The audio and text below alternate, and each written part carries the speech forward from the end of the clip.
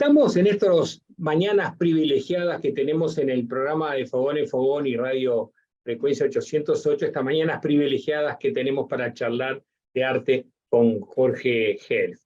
Y yo quería hoy, Jorge, recordar un episodio que me parece que va a quedar en los anales de la historia del arte del Uruguay y seguramente también de la historia política, porque en un 8 de enero de este mismo año, 2022, se inauguró el Museo de Arte Contemporáneo de Achugarri en Manantiales, y vos estabas allí. Y quería que nos contaras cómo fue esa jornada, quiénes estuvieron y por qué estabas allí.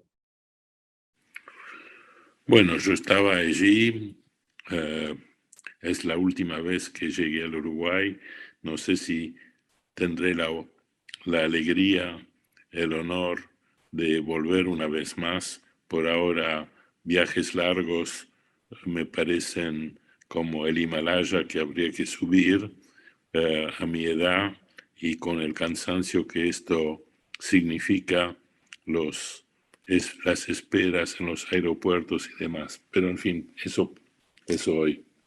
En ese momento se inauguraba el Museo MACA, Museo de Arte Contemporáneo Achugarri, con 2 exposiciones mías. Una había quedado desde el año 2020, 15 días antes de inaugurarse, en el local viejo no existía el MACA, de la Fundación Achugarri. Empezó el COVID y se tuvo que postergar sine die esa muestra de León Ferrari, de las heliografías. Y entre tanto se construyó el nuevo museo, casi un milagro de poder construir un museo completamente nuevo en poco tiempo. Y para la inauguración de la planta primera surgió la posibilidad de hacer una exposición de Cristo, que fue mi amigo junto con su mujer Jean-Claude durante 50 años. Y lo logré un poco contra mis esperanzas, porque yo pensé que los herederos de la parte operativa del taller de Cristo a lo mejor me prestarían 5, 6, 7 obras, 8 obras. Yo mismo tenía 11 en mi colección y buscando llegaríamos a poder armar una cosa coherente. Mi sorpresa grande fue cuando hablé con uno de los sobrinos de Cristo y el sobrino de Jean-Claude en este caso, y ellos me dijeron: sabemos de tu amistad con Cristo, nos hablas de un museo nuevo.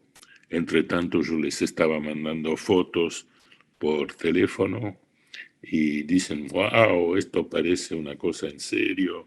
Si vos respaldás nuestros préstamos, podés elegir lo que quieras. Tenemos varios centenares de obras.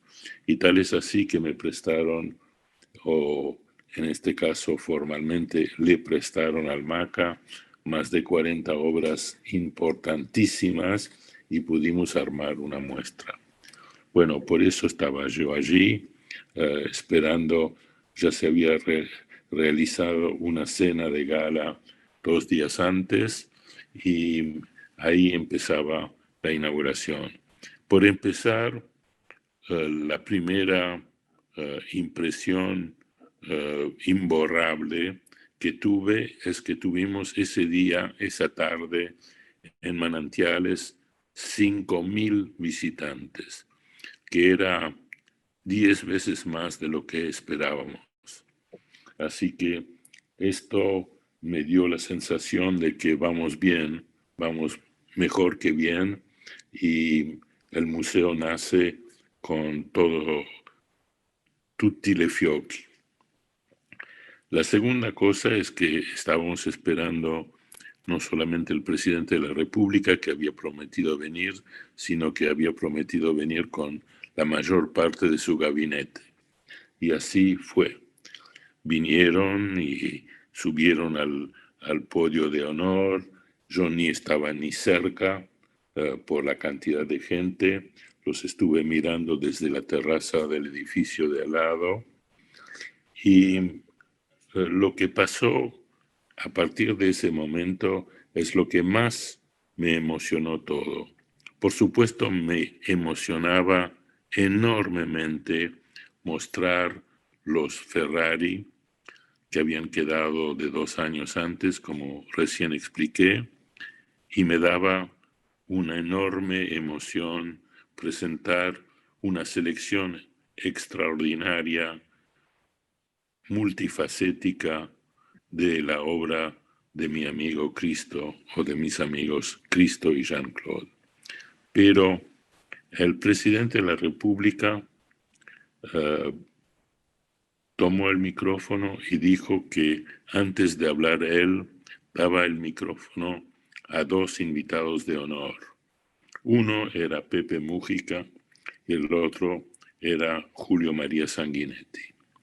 Y ese gesto y lo que siguió, que fueron los 2 discursos breves y casi improvisados de los 2 expresidentes, estimo que es único en el mundo.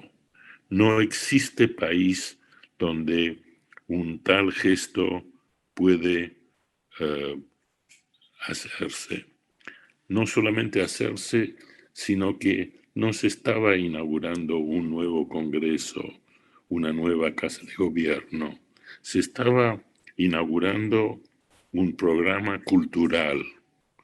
En los programas culturales más renombrados del mundo, y conozco bien el caso de Estados Unidos, de todos los países de Europa Occidental, puede ser que se moleste a venir al presidente de la República.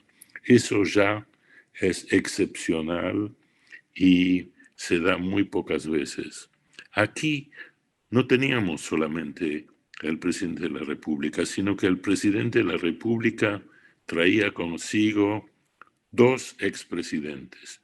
Y lo sabemos, para qué callarlo, de tendencias políticas muy diferentes al mandatario actual. Y eso me emocionó muchísimo. Me pareció que que ponía al Uruguay en un lugar absolutamente único en el mundo.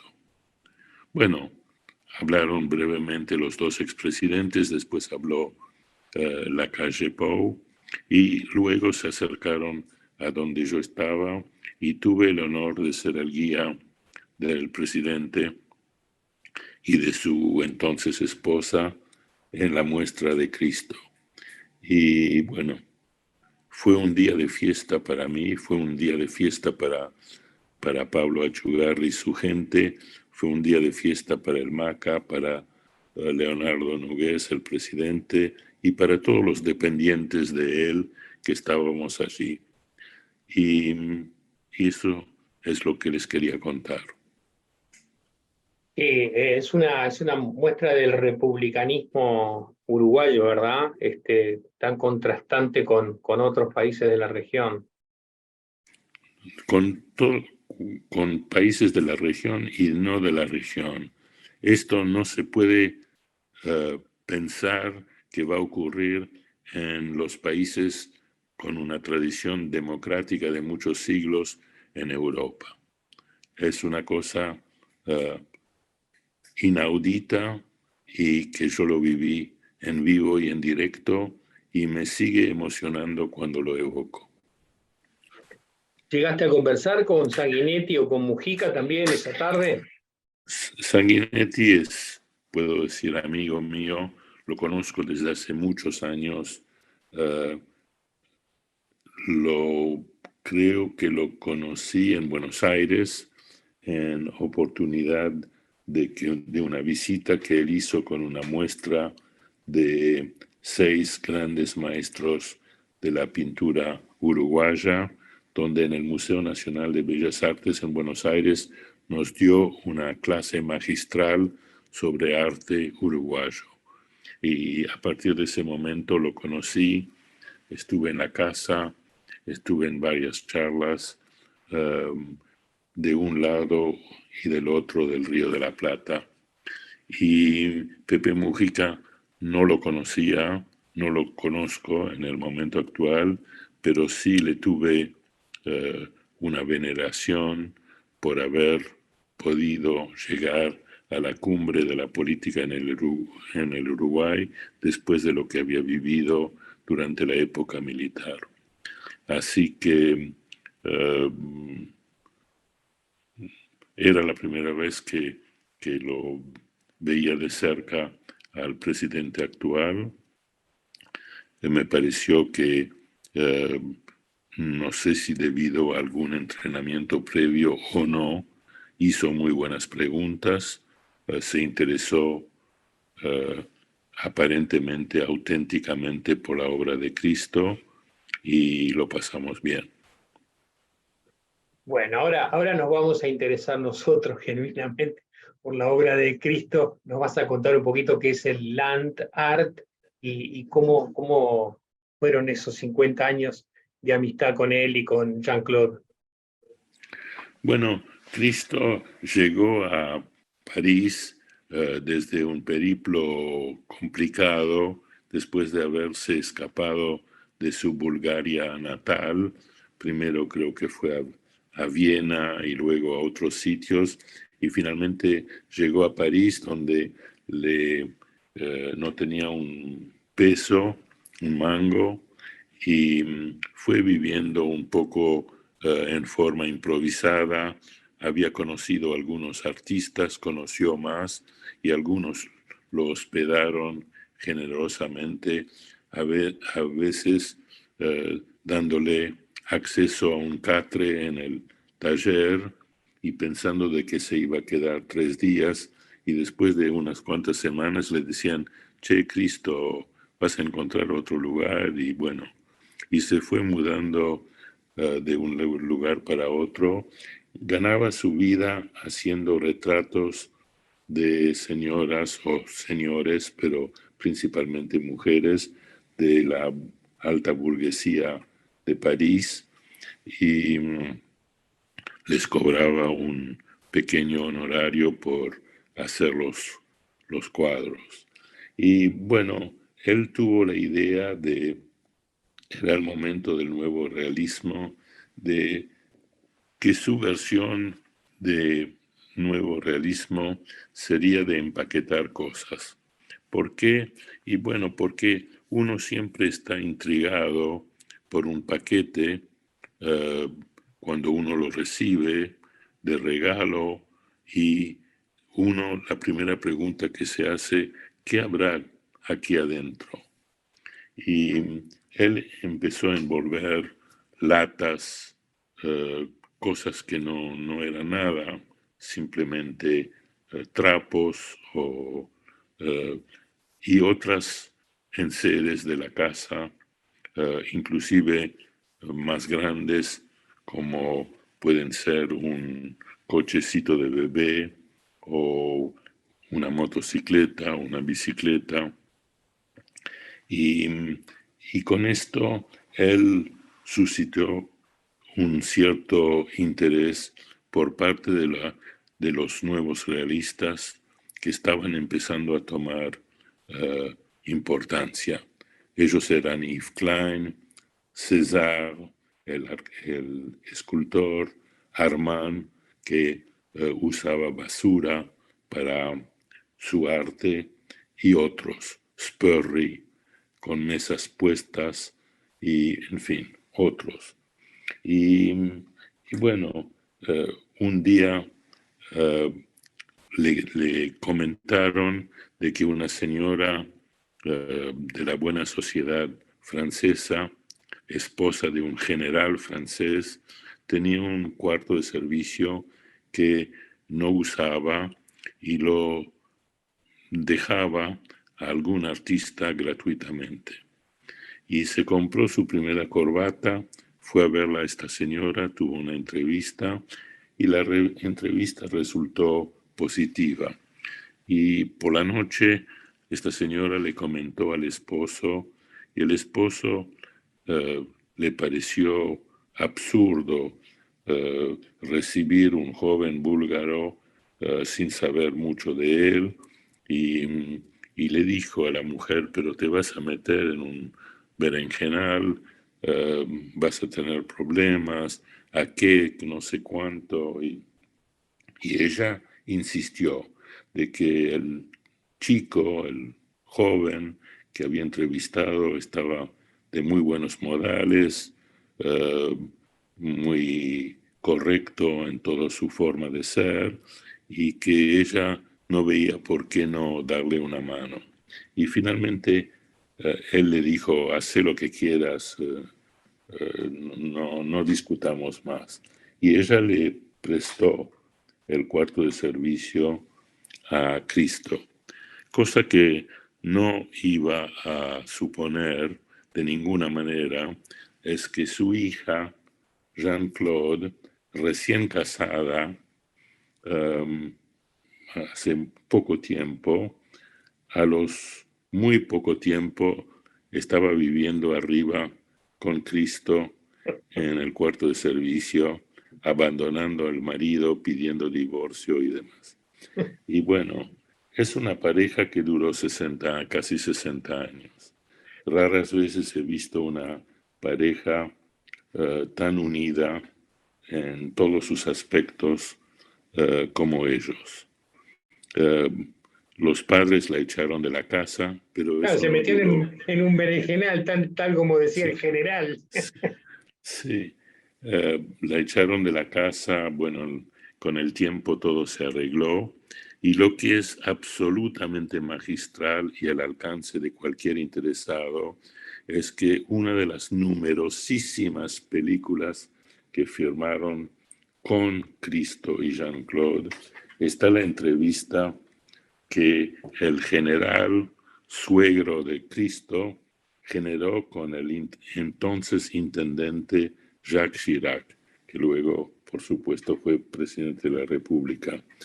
Y le están pidiendo a Chirac que ayude y que mire con buenos ojos el empaquetamiento del puente nuevo del Pont Neuf en París.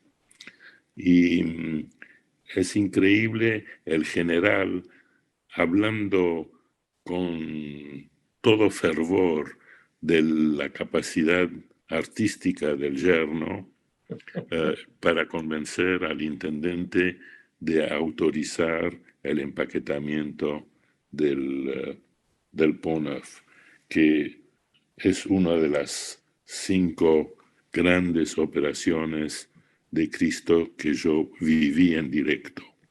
La viví con ellos, vine directamente de Buenos Aires por recomendación de Cristo 4 días antes de la inauguración, porque son los últimos 4 o 5 días de estas magna operaciones que realmente permiten tener toda la emoción que da el arte. Y bueno, es un cuento más ¿Y de mi cuánto duran relación esas con... muestras? ¿Cuánto duró lo del Potner, por ejemplo? Nunca duran más de 15 días.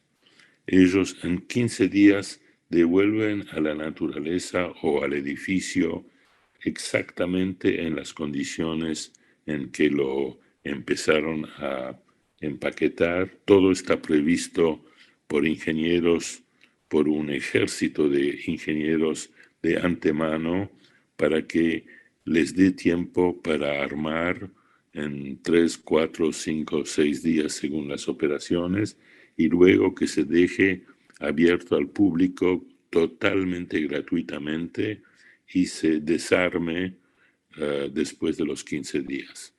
Eso es parte de los compromisos que Cristo y Jean-Claude como artistas uh, prometen y se prometen a cumplir. ¿Cómo financian todo eso? Ellos lo financian con la venta de proyectos, de dibujos, de maquetas, de películas sobre la preparación. Las operaciones que han ideado son cada vez más grandes, más costosas. Podría decirse, muchas son más arriesgadas, no solamente por cuestiones técnicas, sino también por motivos políticos.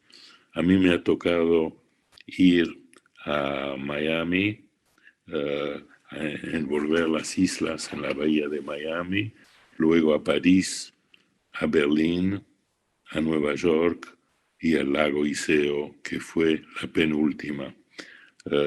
La última fue el Arco de Triunfo, fue mi esposa a juntarse con la gente del equipo de él ya había muerto, pero sin la presencia física de él se me dio por no ir.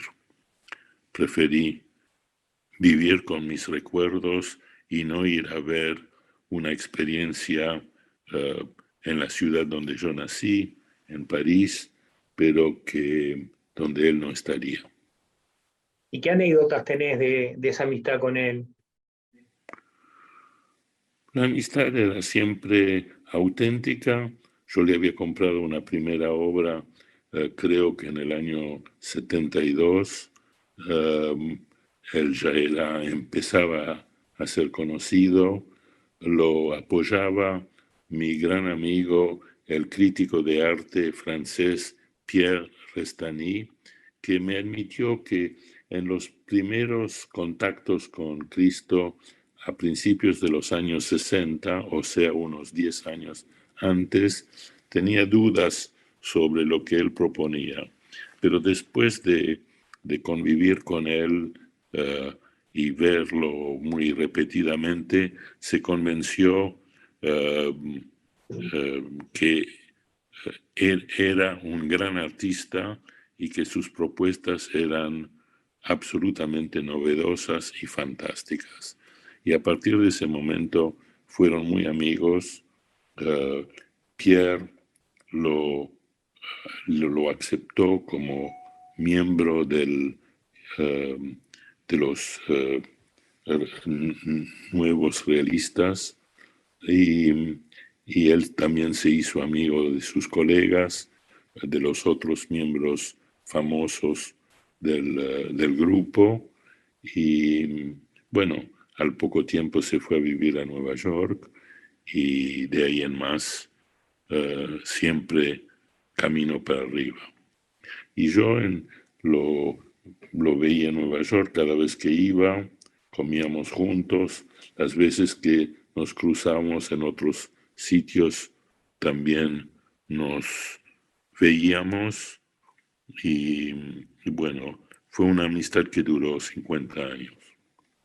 ¿Y la última vez que lo viste, cuándo fue? Fue en París. Él vino para, digamos, supervisar, no es la palabra correcta, pero enterarse de cómo iba a ser su muestra en el Museo Nacional de Arte Moderno, Centro Georges Pompidou, y siendo el Cristo que llegó a ser, ya era viudo desde hace 10 años, que iba a cenar con el presidente Macron en el Museo de Orsay, donde estábamos invitados. Y por supuesto todo esto se anuló a ultimísimo momento por el COVID. Así que no hubo ni cena en Orsay ni inauguración en el Pompidou, sino que la muestra de Pompidou se realizó un poco más tarde. Lo que sí me dio mucha satisfacción anímica es que otro conocido mío, hace 2 años, un señor sueco cuyo padre fue uno de los grandes coleccionistas suecos, que terminó su vida viviendo en Suiza, se compró la prestigiosísima revista de arte Cahiers d'Art en París, que es una revista que tuvo su auge en los años 20 y 30, muy famosa, muy prestigiosa, y después dejó de aparecer, hubo la guerra, hubo otros eventos, y él la recompró, la recauchutó y la relanzó con la importancia, o tratando de tener la importancia que había tenido años antes. Y sabiendo de que Cristo iba a embalar el Arco de Triunfo, le propuso al artista un número especial sobre su quehacer y crear un número especial de lujo de los 20 primeros ejemplares de la revista con un original, incluyendo en el precio de la revista un original. Y Cristo aceptó la propuesta y ideó como obra una impresión de su propia mano. Y bueno, hecho el negocio, empezó a trabajar durante esta visita a París y embadurnaba su mano derecha con tintura negra y roja y la imprimía sobre una hoja de papel. Y él hacía 2, 3 o 4 por día y después dejaba para el día siguiente o el día subsiguiente y hacía unos más. Y se dio la casualidad totalmente imprevista que después de 9 estampas de un total de 20, se sintió mal, se volvió a Nueva York y se murió. Y cuando el señor me propuso adquirir una de las estampas existentes, quedaban 4 o 5 números, las estuvimos evaluando con Sylvie, todas eran muy parecidas pero muy diferentes, tenían pequeños detalles de más o de menos, y elegimos la número 9 por casualidad. O sea que fue no solamente la última obra de Cristo, sino que fue la ultimísima obra de la última obra, formando parte de la última obra de Cristo antes de morir. Y esto la tenemos en casa, aquí, en nuestro comedor, y por supuesto la prestamos al Uruguay para la muestra y estuvo presente como último testamento de su quehacer. Lo que sí, cuando colgamos la muestra, yo insistí de que en el último tabique, antes de la salida, sola, en un tabique mucho más ancho, se presente esa pequeña obra. Y así fue. Qué fantástico, Jorge. Qué fantástica esta historia. Sí, estamos viendo algunas de estas imágenes. Jorge Helf, de nuevo, un gusto charlar contigo, ¿eh? Y no lo digo yo, sino que lo dicen muchos de los que están siguiendo esta serie de Charlando de Arte contigo. Bueno, cuando uno tiene 88 años, vive de recuerdos. Qué valiosos que son, qué valiosos. ¿Nos vemos la semana que viene? ¿Cómo no? Un abrazo, Hasta muy buena pronto. semana. Chao, querido. Igualmente, chao.